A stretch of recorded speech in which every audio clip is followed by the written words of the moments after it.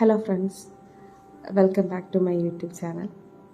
അപ്പോൾ നമ്മളിൽ ചിലരെങ്കിലും തളർത്തുന്ന ഒന്നാണ് ഈ കോൺഫിഡൻസ് ഇല്ലായ്മ. മിക്ക കാര്യങ്ങളിലും നമ്മൾ ചെന്ന് ഇടപെടുമ്പോൾ നമ്മുടെ പുറകോട്ട് വലിക്കുന്ന ഒരു കാര്യമാണ് ഈ കോൺഫിഡൻസ് ഇല്ലായ്മ എന്ന് പറയുന്നത്. അപ്പോൾ എന്ത് കാര്യം തുടങ്ങണമെന്ന് വിചാരിച്ചാലും ഈ ഒരു കാര്യം ഇല്ലാതെ ഒന്നും നടക്കില്ല എന്ന് നമുക്ക് മനസ്സിലാവുന്ന പല സിറ്റുവേഷൻസും ഉണ്ടാവും. നമ്മളിൽ തന്നെ ഒരു ആത്മവിശ്വാസം ഇല്ലായ്മ പല സിറ്റുവേഷനിലും അങ്ങനെ അനുഭവിച്ചവർ ഒരുപാടുണ്ടാവും. അപ്പോൾ ഇതെങ്ങനെ നമ്മളുടെ ജീവിതത്തിൽ കോൺഫിഡൻസ് കൊണ്ടുവരാം എന്ന് ഞാനൊന്ന് ക്വിക്കായിട്ട് നിങ്ങൾക്ക് പറഞ്ഞുതരാം. അപ്പോൾ നിങ്ങളെ തന്നെ നിങ്ങൾ വിശ്വസിച്ചില്ലെങ്കിൽ പിന്നെ വേറെ ആരും നിങ്ങളെ വിശ്വസിക്കാനുണ്ടാവില്ല. അത് നിങ്ങൾ മനസ്സിൽ വെക്കുക. അപ്പോൾ നമ്മുടെ കോൺഫിഡൻസ് കളയുന്ന ഏറ്റവും വലിയൊരു റീസണാണ് പെയിൻ എന്ന് പറയുന്നത്. അതായത് ഇപ്പം ഒരു ഇൻസിഡൻറ്റോ അല്ലെങ്കിൽ ഏതെങ്കിലും ഒരു സിറ്റുവേഷൻ ഉണ്ടായിക്കഴിഞ്ഞാൽ നിങ്ങൾ അതിനെ ഓവർ തിങ്ക് ചെയ്ത് ആകെ കുളമാക്കും. അപ്പോൾ ഈ സെയിം സിറ്റുവേഷനിലുള്ളവരെ വെച്ച് നമുക്ക് കമ്പയർ ചെയ്യുന്ന ഒരു കാര്യം കൂടി ഉണ്ടാവും.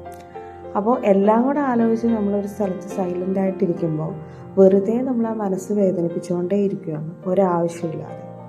നമ്മളുടെ ഒരു പാസ്റ്റ് എന്തായിരുന്നു അല്ലെങ്കിൽ നമ്മളുടെ ഒരു നല്ല ക്യാരക്ടർ ആയിരുന്നെങ്കിൽ പോലും ഇങ്ങനത്തെ സിറ്റുവേഷൻ വരുമ്പോൾ ചേഞ്ചായ ഒരുപാട് ആൾക്കാരുണ്ട്. അപ്പോൾ മെയിനായിട്ടും ഞാൻ ഈ പറഞ്ഞ കാര്യങ്ങൾ അങ്ങോട്ട് വിട്ട് കളയുക. അപ്പോൾ നമ്മുടെ മെൻ്റൽ സ്ട്രെങ്ത്ത് കുറയ്ക്കുന്ന അല്ലെങ്കിൽ നമ്മുടെ മൈൻഡ് സെറ്റ് തന്നെ മാറ്റിക്കളയുന്ന എന്ത് ചിന്താഗതിയും നിങ്ങൾക്ക് അങ്ങോട്ട് വിട്ട് കളയുക കംപ്ലീറ്റായിട്ട്. അതിനെപ്പറ്റി ആലോചിക്കുക വേണ്ട. അപ്പോൾ ഈ പെയിനിൽ നിന്ന് സൈക്കോളജിക്കലി നമുക്കൊരു ഷിഫ്റ്റാണ് ആവശ്യം, അല്ലേ? അപ്പോൾ കോൺഫിഡൻസ് എന്ന് പറയുന്നത് നമ്മൾ പൂർണ്ണമായി പെർഫെക്റ്റ് ആയിരിക്കണം എന്നല്ല അതിൻ്റെ അർത്ഥം. അപ്പോൾ നിങ്ങൾ എന്താണോ അത് നിങ്ങളായിട്ട് തന്നെ അക്സെപ്റ്റ് ചെയ്യാൻ നിങ്ങളുടെ മൈൻഡ് സെറ്റ് റെഡി ആവുന്നതാണ് ഈ കോൺഫിഡൻസ് എന്ന് പറയുന്നത്. അപ്പോൾ ഒന്നുകൂടെ മനസ്സിലാക്കുന്ന ഒരു എക്സാമ്പിൾ പറയാം. നമ്മളുടെ ഫാമിലിയിൽ തന്നെ ഒരു ഫംഗ്ഷൻ ഉണ്ടായെന്ന് വിചാരിക്കുക. ഇപ്പോൾ നിങ്ങളുടെ ഫാമിലിയിൽ ഒരു ഫംഗ്ഷൻ എന്തെങ്കിലും ഉണ്ടായെന്നു മനസ്സിൽ വിചാരിക്കുക. അപ്പോൾ അത് അറ്റൻഡ് ചെയ്യുന്ന സമയത്ത് അത്യാവശ്യം പ്രോഗ്രാംസ് എല്ലാം കണ്ടക്ട് ചെയ്യുന്നുണ്ട്. നിങ്ങളെ അപ്പം അവിടെ MC ചെയ്യുന്ന ആൾ വിളിച്ചിട്ട് പെട്ടെന്ന് തന്നെ എന്തെങ്കിലും ഒരു പ്രോഗ്രാം അവതരിപ്പിക്കും. ഇപ്പോൾ നിങ്ങൾ പാട്ട് പാടുന്ന ഒരാളാണെന്നുണ്ടെങ്കിൽ പെട്ടെന്ന് പാട്ട് പാടാൻ പറയുക. അപ്പോൾ പെട്ടെന്ന് നിങ്ങൾക്ക് ആ ഒരു കോൺഫിഡൻസ് ഇല്ലായ്മ കൊണ്ട് ചിലപ്പം തൊണ്ടയിലെ വെള്ളം വറ്റിപ്പോകുന്ന പോലെ തോന്നാം, അല്ലെങ്കിൽ പേടിച്ചിട്ട് ഒന്നും മിണ്ടാതെ ഇരിക്കാം, സൗണ്ട് പുറത്തേക്ക് വരാത്ത സിറ്റുവേഷനിലിരിക്കാം, ആകെ വേർത്ത് കുളിച്ചുള്ള അവസ്ഥയിൽ നിൽക്കാം. അപ്പോൾ ഇതൊക്കെയെന്ന് പറയുന്നത് കോൺഫിഡൻസ് ഇല്ലായ്മയുടെ ഒരു ഭാഗമാണ്.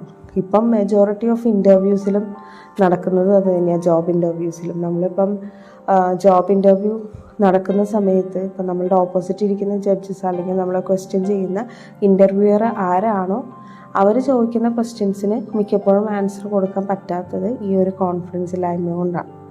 അപ്പോൾ അതെല്ലാം നമ്മൾ സിറ്റുവേഷൻ ഇപ്പം നമ്മൾ ഭയക്കുന്ന സിറ്റുവേഷൻ ഏതാണോ അതിനെ എത്രയും പെട്ടെന്ന് ഫേസ് ചെയ്ത് ആ പേടി മാറ്റുക എന്നുള്ളതാണ് നമ്മൾ ആദ്യം ചെയ്യേണ്ടത്.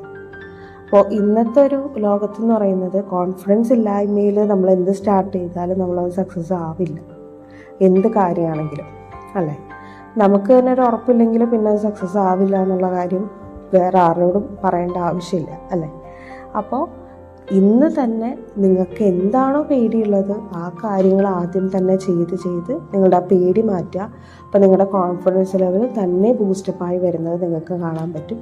എന്തായാലും ഇതൊന്ന് ട്രൈ ചെയ്ത് നോക്കുക. ട്രൈ ചെയ്ത് സക്സസ് ആയിട്ടുള്ള ഒരുപാട് ആൾക്കാരുണ്ട്. ഞാനും ഒരുപാട് ട്രൈ ചെയ്ത് സക്സസ് ആയിട്ടുള്ള ആളാണ്. അപ്പോൾ അതുകൊണ്ട് തന്നെ ഈ സിറ്റുവേഷൻ മാറ്റാൻ വേണ്ടിയിട്ട് എന്തായാലും ഒന്ന് ട്രൈ ചെയ്യുക. കമൻറ്റ് ബോക്സിൽ കമൻറ്റായിട്ട് ഇടുക. നിങ്ങൾ ഏത് സിറ്റുവേഷനെയാണ് മറികടന്നത് അല്ലെങ്കിൽ നിങ്ങളുടെ ഒരു കോൺഫിഡൻസ് ലെവൽ ബൂസ്റ്റപ്പ് ആയിട്ടുള്ള ഒരു സിറ്റുവേഷൻ ഒന്ന് കമൻറ്റ് ബോക്സിൽ കമൻറ്റ് ചെയ്യുക. അപ്പോൾ എല്ലാവർക്കും നല്ലത് മാത്രം വരട്ടെ. Thank you.